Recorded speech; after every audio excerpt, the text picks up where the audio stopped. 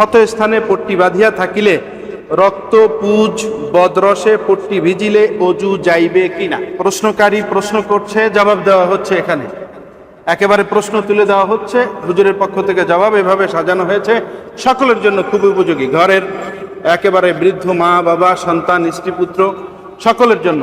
সন্তানেরা অনেক লাজুক,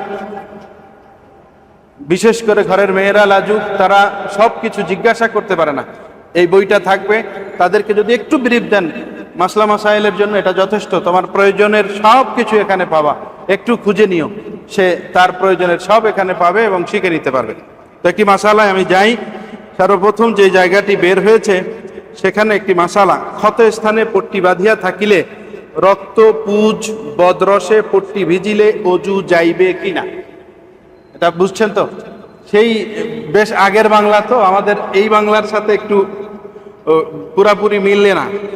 যদি মানে কাটা ঘা অথবা রক্ত ফোড়া হয়েছে এমন জায়গায় আপনার ব্যান্ডেজ করা হয় আধুনিক পরিভাষায়, এই ব্যান্ডেজ ভিজে যায় যদি রক্তে পুজে, এমন অবস্থায় এই অজু যদি করা থাকে তাহলে সেই অজু পুনরায় করতে হবে কিনা নামাজ আদায় করতে গেলে। প্রশ্নটা হলো এই, আমাদের এমন সিচুয়েশন পড়ে কি পড়ে না?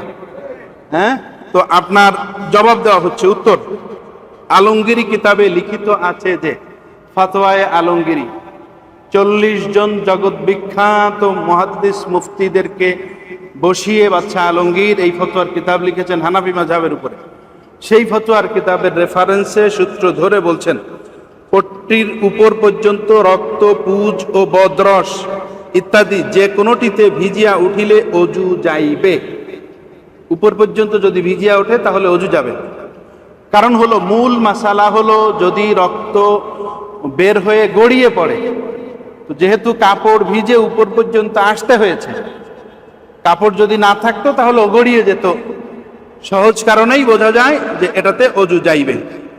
কিন্তু কোন কোন কিতাব মর্মে জানা যায় যে ওই প্রকার পট্টি ভিজিয়া রক্ত উপরে উঠিলে অজু যাইবে না। ফথুল কাদির গয়াতুল আওতার কিতাবে ইহার মীমাংসা আছে। ক্ষত স্থানের উপরে যদি এত পরিমাণ রক্ত কি পুজ ইত্যাদি বাহির হয় যে পট্টি না থাকিলে রক্ত গড়াইয়া যাইত, তবে অজু ভঙ্গ হইবে। আর যদি উক্ত রক্ত কি পুজ গড়াইয়া না যাইবার পরিমাণ বাহির হইয়া পট্টির উপরে উঠিয়া থাকে, তবে অজু যাইবে না। শুরুতে আমি যে কথাটা বলছি, সাধারণত এমন ব্যান্ডেজ যদি ভিজে যায়, ভিজে উপরেও বোঝা যায় যে ভিজে গেছে, তাহলে এটা ব্যান্ডেজ না থাকলে গড়িয়ে যাওয়ার সম্ভাবনাই প্রবল ছিল। ফলে আমাদের এই রুখসতটা নেওয়া উচিত হবে না।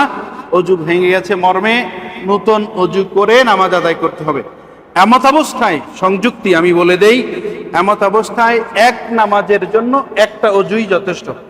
আপনার রক্ত বের হচ্ছে, এই অবস্থায় রক্ত বন্ধ হলো না, আপনার অজু ছিল, অজু ভেঙে গেছে, আপনি এখন নামাজের ওয়াক্ত হয়েছে, নামাজ পড়বেন, একটা বার অজু করবেন, অজু করে নামাজ এক ওয়াক্তের নামাজ একবারে পড়ে শেষ করবেন।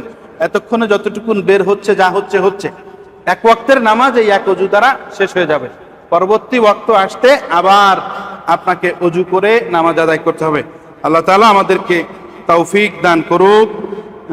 আল্লাহর দ্বীনের এই সহি মিশনের খেদমতকে আল্লাহ তাআলা সঠিকভাবে আঞ্জাম দেওয়ার সুযোগ যেন আমাদেরকে অব্যাহত রাখেন। প্রচণ্ড তাপদাহ, গরমে অতিষ্ঠ মানুষ, আমরা আমাদের নামাজের আগে পরে রাতের তাহাজ্জুদে দোয়া করব, আল্লাহ যেন আমাদের জন্য শান্তির ব্যবস্থা করে দেন।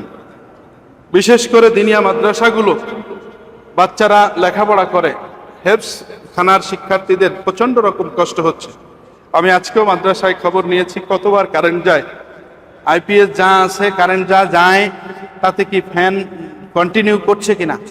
বলছে যে হুজুর এখনো করছে, কষ্ট হচ্ছে, তবে আইপিএস খুব বেশি ভালো না, সামনে যেই অবস্থা এই আইপিএসে চলবে কিনা জানি না।